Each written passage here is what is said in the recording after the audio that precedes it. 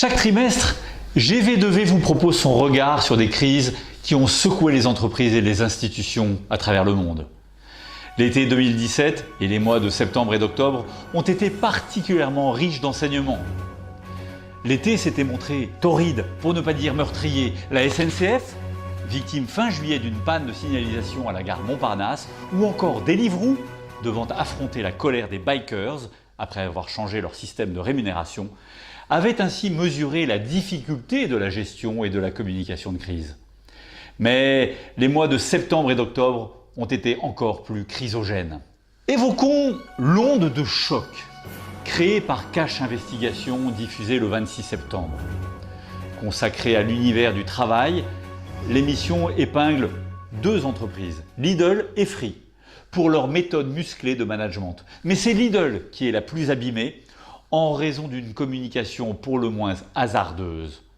Son porte-parole et vice-président de l'entreprise ne sait pas comment réagir face à un enregistrement qui révèle l'inhumanité et la violence verbale d'un manager à l'encontre d'un de ses salariés. Les trop longues secondes d'hésitation et les réponses évasives anéantissent en quelques instants la crédibilité et l'autorité du dirigeant, incapable de porter des arguments permettant de montrer que les pratiques incriminées sont un cas isolé au sein d'une entreprise qui a par ailleurs su progresser en matière sociale ces dernières années. L'entreprise aurait dû préparer son porte-parole. Le communiqué produit après le reportage montre qu'elle avait beaucoup d'arguments permettant d'obtenir à minima le bénéfice du doute. Fait aggravant, l'entreprise a été défendue par un allié encombrant. L'animateur Cyril Hanouna a essayé en effet de défendre Lidl, mais il a été victime d'un bad buzz d'auditeurs rappelant que Lidl était partenaire de son émission.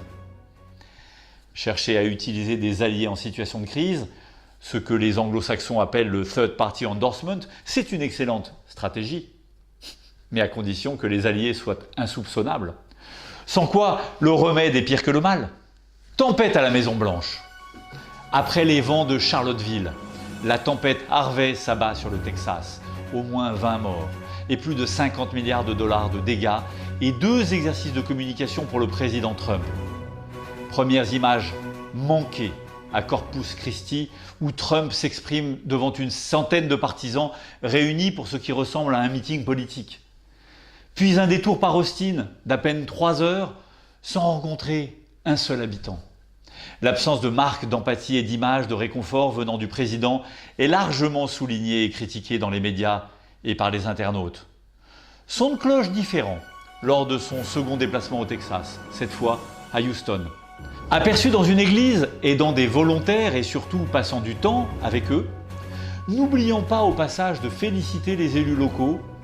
Trump a trouvé dans cet épisode un moyen de s'humaniser et de rassembler après un été compliqué entre les affaires russes, les départs en série à la Maison-Blanche et les violences à Charlottesville.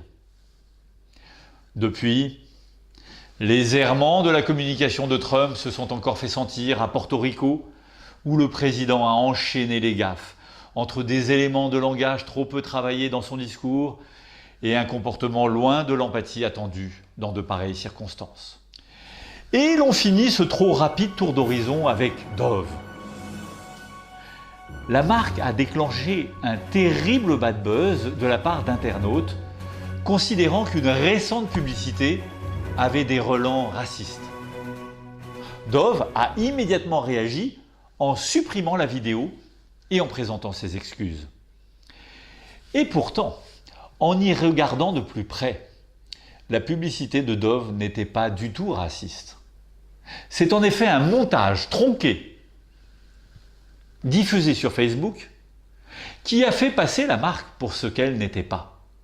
Alors, pourquoi Dove ne défend-elle pas son bon droit? La marque a sans doute été traumatisée par son passé. Elle avait été épinglée en 2011 pour une publicité qui, elle, était franchement très douteuse. Moralité, en communication de crise, on a aussi tendance à réagir en fonction de son passé. Rendez-vous en fin d'année pour un tour d'horizon des crises du quatrième trimestre 2017.